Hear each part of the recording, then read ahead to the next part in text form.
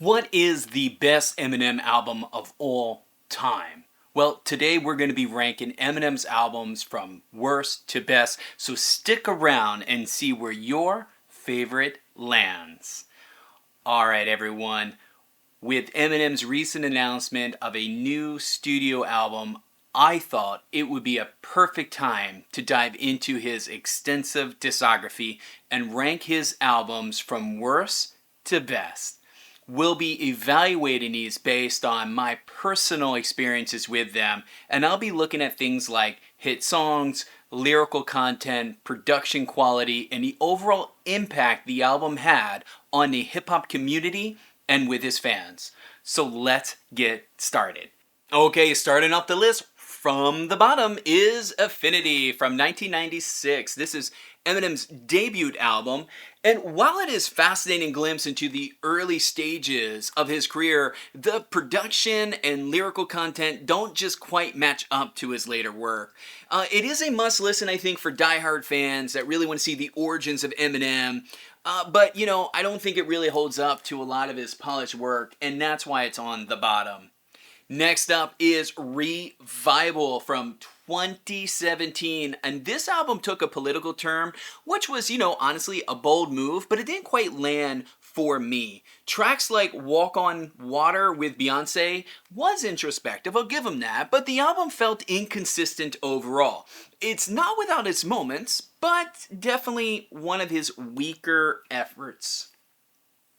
Alright, then we have Encore. This is from 2004. This album had some great tracks like Mockingbird and Like Toy Soldiers, but it felt like a step down from his earlier work. I don't know, that's just how I felt. The erratic tone and some questionable production choices made this a little bit less cohesive for me. It still has a few gems in it, and it's worth revisiting, but not the best work. Then in 2009, we were presented with Relapse. Now this marked Eminem's return after a hiatus, and it comes with dark themes and some top-notch production work, thanks Dr. Dre. Tracks like Beautiful and Déjà Vu stand out here, but the exaggerated accents and the hardcore style didn't resonate with everyone, including me. So sorry Eminem, didn't get it. Okay, in 2020, we have Music to be Murdered By, and its deluxe edition, Side B. Now this really showcased Eminem's versatility. With hits like Godzilla, featuring Juice WRLD, and the chilling track Darkness, this album proved that M still has plenty to say, and it's a solid entry that balances introspection with technical skill. I'm gonna be honest with you though, the B-side, dude, you could have done without. Just stick with the regular version. We didn't need all that extra fluff at the end. Alright, in 2018, Eminem surprised us with Kamikaze. This album was a fiery response to its critics, with tracks like Lucky You and The Ringer bringing back that classic Eminem aggression. It was refreshing to see him go back to his roots, if I might say, even if the album felt a little bit reactionary at time. Then you step into 2006, folks, and we got the Re-Up. Now this is a compilation album featuring tracks from Eminem and artists from his Shady Records label. It is mixed bag here, but tracks like You Don't Know stand out and show Eminem's ability to collaborate and elevate other artists. Really fun album, that one. Okay, this one might come out as a surprise. You might not expect it in the list. Maybe you will, but it is the 8 Mile, music from and inspired by the motion picture 8 Mile. It is from 2002, and it features the iconic track, the one everybody knows, is Lose Yourself, along with some other great tracks, by the way, and it really captures the essence of the movie, and it complements the film very well and highlights Eminem's knack for storytelling. I really enjoy this album. It's one of my favorite in the collection. Alright, Recovery 2010. This was a comeback album that saw Eminem addressing some struggles with his addiction. It does have some great hits in here. Not Afraid is one, and then you also have Love the Way You Lie. That one features Rihanna, and the album showcases a more mature and reflective side of Eminem. It is one of his more, I would say, commercially successful projects, and definitely a fan favorite. What we got next?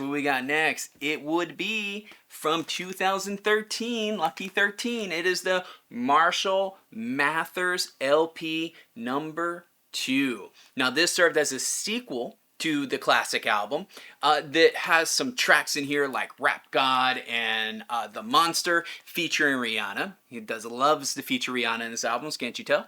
Eminem revisited some themes here from his earlier work while showcasing his technical skill and lyrical prowess. It is a solid album that kind of pays homage to his roots. Really, really good album overall.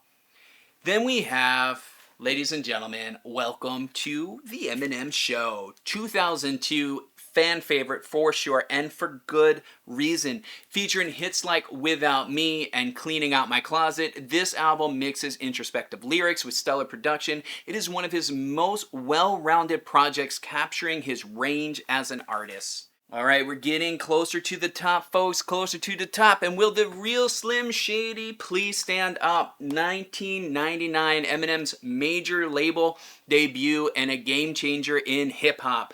With hits like My Name Is and Guilty Conscious, this album introduced the world to Eminem and his altered ego, Slim Shady, and it's raw, it's energetic, it's unapologetic, it's a very controversial album, and it set the stage for his career. When I think about Eminem, most of the songs that come to mind are from this album. And I would tell you, whether you grab this little guy or the Interscope Vinyl Collective reissue, they're both banging, both really great albums to add to your collection. Okay. We're getting closer and closer to the top, and ladies and gentlemen, let's open the curtain. Curtain call number 2. This is from 2022, and it continues where the first one left off.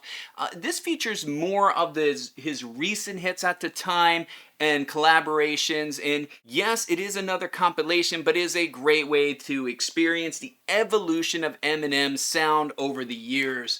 And you can imagine what's coming next, folks. It is going to be curtain call number 1, the hits. Now this one is from 2005, so definitely several years before part 2, and this one definitely deserves a mention, even though it's another compilation.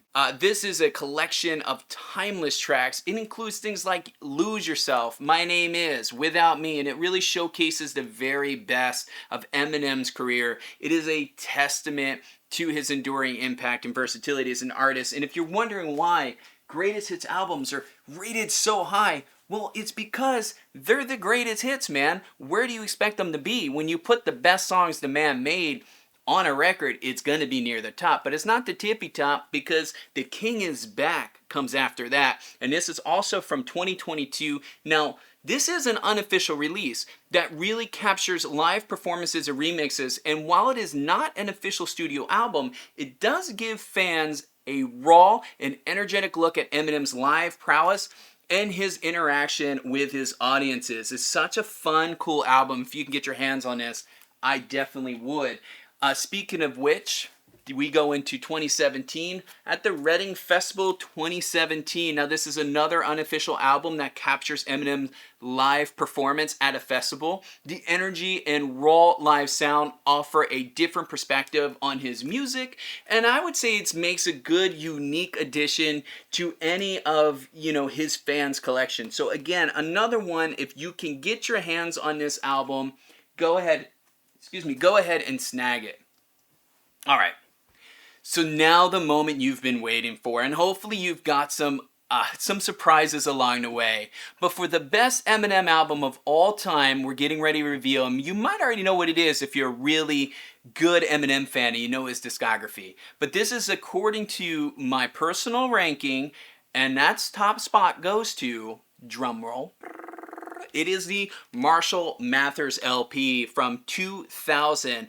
This one takes the crown, folks. This album is often hailed as a magnum opus with the iconic tracks like Stan and The Real Slim Shady. Its raw and unapologetic content just made a huge impact, resonating deeply with fans and critics alike. It's a testament to Eminem's lyrical genius and its cultural influences. So, to recap, we've ranked Eminem's albums from Infinity all the way at the bottom to the Marshall Mathers LP all the way at the top. Now, each album brought something unique to the table, from introspective lyrics to hard-hitting beats. While opinions always vary, Eminem's influence on hip-hop is undeniable.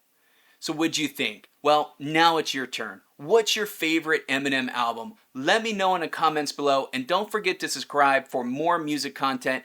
Thanks for watching. I'll see you on the next video.